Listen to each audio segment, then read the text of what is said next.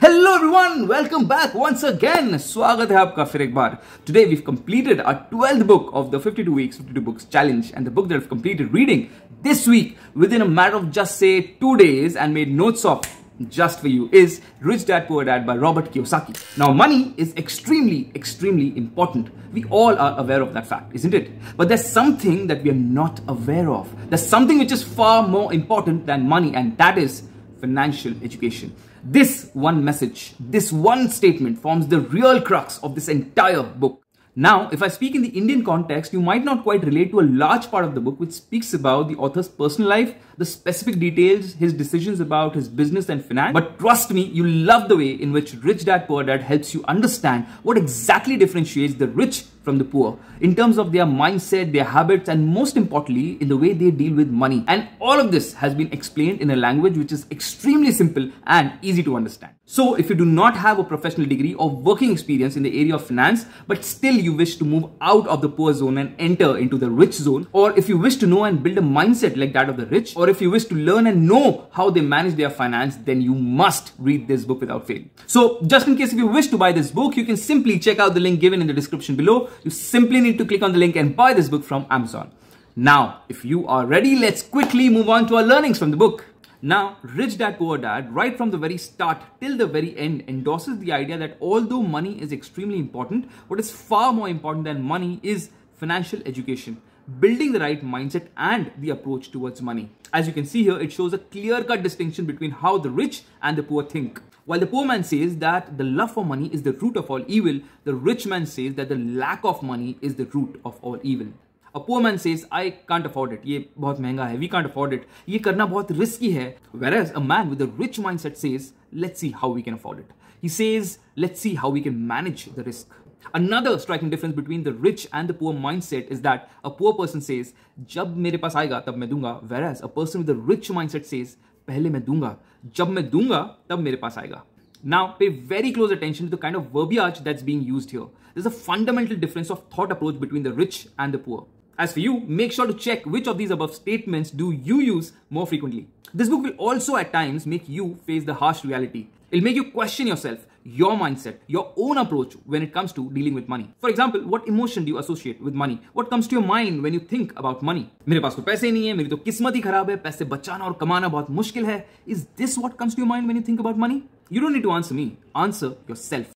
Another interesting fact that this book will draw your attention to is that the poor are poor not because they don't have money. It's not because of lack of money, but they are poor because they lack the right thoughts, they lack the right habits, they lack the right actions, and most importantly, they lack the right association. You must have heard many people say that money is power. That's true, ye sach hai. But what majority of them don't know is that there is something which is more powerful than money, and that is financial education. Honestly speaking, आज के time में ना पैसा आप बना लोगे. पैसा बनाना मुश्किल नहीं है, पैसा बढ़ाना मुश्किल है. It's impossible to grow and multiply your money unless you know how money operates, and that's exactly what you learn in this book. In reality, what separates the rich from the poor is the fact that whenever the rich take any decision related to finance, the dominant thought, the emotion in their mind is hope of gain. Whereas whenever a middle class person thinks about taking a decision related to finance, the dominant thought, the emotion in his mind is fear of loss. Interestingly, this book also accepts the fact that every single person, irrespective whether he's rich or poor, is scared of losing money. But at the same time, it explains the striking difference between the rich and the poor, stating that the rich know very well how to manage their fear, how to manage their emotions when it comes to dealing with money, which the poor have absolutely no clue of. This next thought might take some time to seep in. You might need to contemplate, you might need to reflect a bit before you can get the depth of this statement. The avoidance of money is just as psychotic as being attached to money.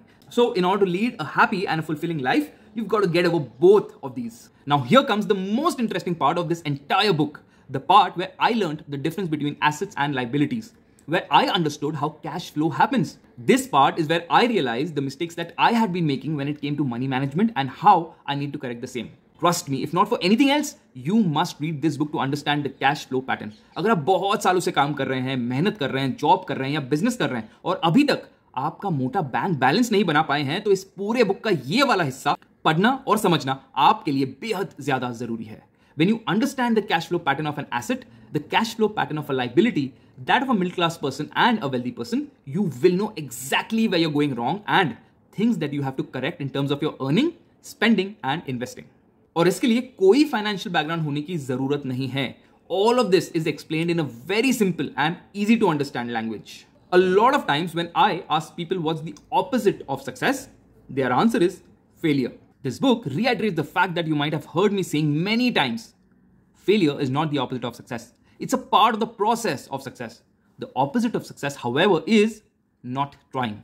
So there will be times when you will fail, when you'll take wrong financial decisions, make wrong investments, trust wrong people, but that's all right. You will learn. It's all part of the process. Winning doesn't make you a winner, or losing doesn't make you a loser. You are by nature a winner or a loser. If losing inspires you to do more, if it pushes you to work even harder, then you are a winner. If it makes you give up, if it defeats you, then you are a loser. Always remember, it's perfectly alright to try and fail than to not try and definitely fail. This book also outlines the characteristic traits that will help you identify a person with a poor mindset and that with a rich mindset. हर वो इंसान जिसे लगता है कि उसे सब पता है, जिसे लगता है उसे कुछ नया सीखने की जरूरत नहीं है, जो मदद मांगने से हिचकिचाता है, जिसे लगता है कि मदद मांगने से वो छोटा हो जाएगा, जो रिस्क लेने से डरता है और कोई नया काम शुरू करने से पहले ही हमेशा डाउट में रहता है, he is a person with a poor mindset. और हर वो इंसान जो हमेशा नया सीखने की तलाश में है, जो रिस्क अवॉइड नहीं बट मैनेज करने की कोशिश करता है, एक्सपर्ट से एडवाइस, मदद या ओपिनियन लेने से हिचकिचाता नहीं है और हमेशा सीखने और आगे बढ़ने के दृष्टिकोण से कोई भी कार्य करता है, then he is a person with a rich mindset. अब सबसे पहले ध्यानपूर्वक चेक करो आप कौन से कैटेगरी में आते हैं।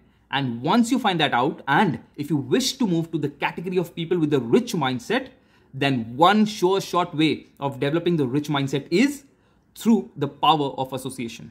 जैसे अगर 4 जुआरियों के साथ रोज बैठोगे तो 5वें जुआरी आप बनोगे।